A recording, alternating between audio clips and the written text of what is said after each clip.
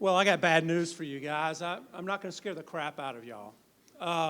There'll be no sudden screams. There'll be no lurching at y'all.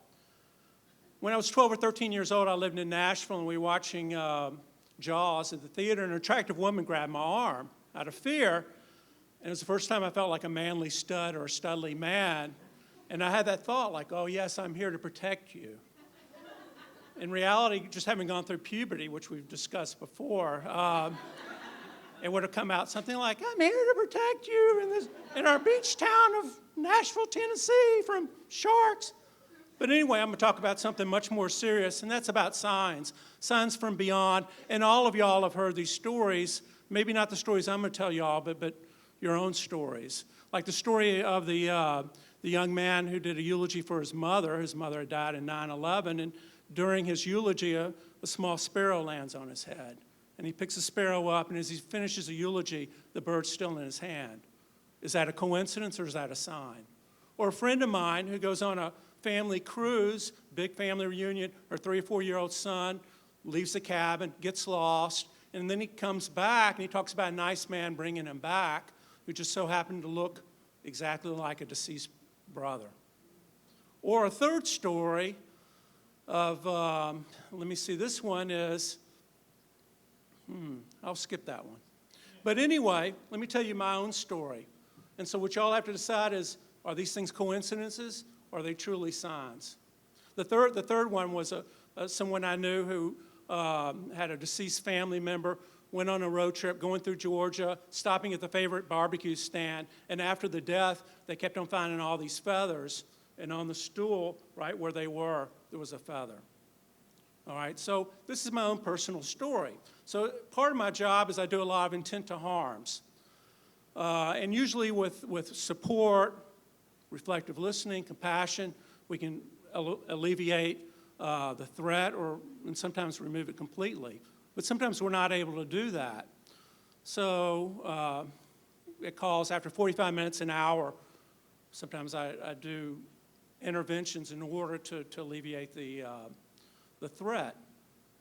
So in 2 of these cases, I did something I didn't want to do, but I did anyway, and it turned out to be effective both in the short term and the long term. So the threat was very, very real. And so anyway, I wanted to change the narrative being how do families react to sudden deaths or even suicides? And the even more important issue is suffering and grief is something that we all go through. But how can we go through it in non-destructive ways? So my way of getting to a much more serious conversation was pulling up the obituary of our son who passed away 8 years ago. So anyway, it was a fantastically raw experience, but it was very, very effective. And it's something that hopefully I'll never do again. But it opened up a dialogue, once again, about suffering and grief, about how we have to go through it in ways that are non-destructive. So anyway, I do this. Obviously, I wake up at 3:30, 4 o'clock in the morning, can't go to sleep because it's a very, very raw experience. It happens again. 2 days later, I go to a farmer's market, walking along, and then I look up and I see this shirt. The gentleman's wearing the shirt. It happens to be a memorial walk that we did in honor of our son. My son's picture's on that shirt. Why would someone wear this shirt? And this memorial walk was 6 or 7 years previously. It's the kind of shirt that I might wear if I'm painting or, it's 95 degrees, I'm doing yard work. It's not something you wear out. So anyway, I go up to the gentleman and I says, all right, tell me about the shirt. He tells me that his son's a really good friend of my son. His son went on the walk. We shake hands. Hey, take care. He knows who I am. I know who he is. So I'm going like, all right, is that a sign or is that a coincidence? Later that evening, I stop at a grocery store. Our last names are Lockenbach. No lie. The guy in front of me's got a T-shirt, and on the back of it says, welcome to Luckenbach, Texas. Is that a sign or is that coincidence?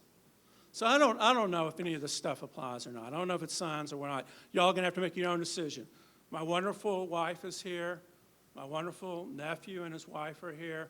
Some 30, 35 years from now, when I go into the great beyond, maybe they'll come back here 2 or 3 months after that happens, and maybe they'll tell you whether that's a sign or maybe just coincidence.